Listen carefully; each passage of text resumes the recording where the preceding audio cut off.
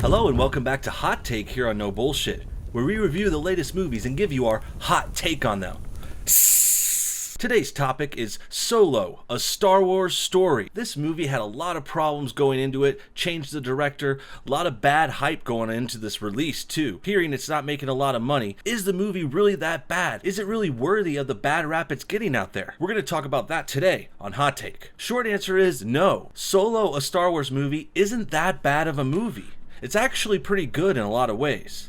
Now, granted, it's kind of bad for a Star Wars movie, and of course, fill in the shoes of Harrison Ford is no easy task, but I say Alden Ehrenreich did a pretty decent job. He had the whole world working against him on this one, but him playing Solo kind of worked. It kind of fit in. After you get through the movie and you get past the Harrison Ford and all the drama, it turns into a really fun picture. The main thing I recommend for Solo, a Star Wars story, lots of S's in there by the way, but watching Solo, lower your expectations and you might actually have fun seeing this movie. Lots of cool things happen. There's good action, good special effects, excellent direction by the new director. Ron Howard did an amazing job. It is a Ron Howard picture, and thinking about it, when I got into the movie, I was like, wow, this is actually really cool. We're seeing a Ron Howard Star Wars movie. Now, he had the world working against him too. He had to come in and cover and fill in for the directors that got fired, but Ron Howard pulled it off. The story summary for Solo basically goes like this. It starts with a younger Han Solo where he grew up on this planet Corellia, which is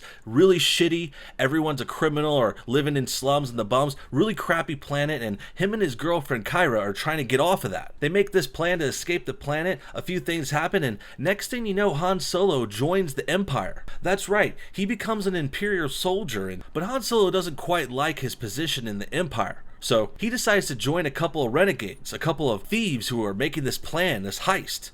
That's right, this movie turns into a bit of a heist movie. It's kind of like a Western meets a heist movie, and it's a really good mix. It's a really good setting for Star Wars. As soon as the movie started, I noticed myself thinking, I was thinking to myself, why are they making this movie, right? I was trying to figure it out, and most people think they made it for the money, which is pretty obvious, but I was thinking more along the story and like what were they trying to go for, and I think I finally figured it out about halfway through the movie. Essentially, this movie is Han Solo by himself without the Skywalker family. And that's what the focus is on the main Star Wars movies. The original trilogy is Luke and Leia, of course, with Han Solo as the third character, but it still mainly focuses on the Skywalker family, which also plays a big part in the prequel movies, seeing a young Anakin Skywalker become Darth Vader. But Han Solo cuts off all of that and just deals with real people. That's another thing. It not only cuts out the Skywalker family, it cuts out almost all of the Force and the Jedi stuff. That stuff doesn't even come up. Han Solo mentions himself in the original trilogy that when he meets Luke Skywalker, that's like the first time he actually saw the Force and stuff. Another thing that was cool in this movie was the rest of the cast. It's a really great cast in this movie. I wouldn't say Alden Ehrenreich was amazing, but he did a serviceable job, and he was supported by a lot of other strong people. Chewbacca, of course, was good. His suit looked great. The next people were, of course, Woody Harrelson was one of the leaders of the gang that he joined after he left the Empire. He's joined by his girlfriend, Thandie Newton, from Westworld, who's an excellent actress as well. And of course, how could I forget, Lando Calrissian makes an appearance in this movie, played by Donald Glover, who does an excellent job. He starts off right from the beginning, pulling off Billy D. Williams' voice from the original trilogy really well. But there's a lot of other parts that I liked more. I liked Woody Harrelson more, I think. I actually liked Emilia Clarke. That's the other person. That's Han's girlfriend. She did a good job. And then Paul Bettany played the villain, this villainous character, this crime leader, and he was really cool too. Without spoiling too much of the movie, there's also a really cool cameo at the end. I won't say who it is, but it's a lot of fun, and it surprised me. There's a surprise cameo that is totally worth it. I didn't see it coming at all,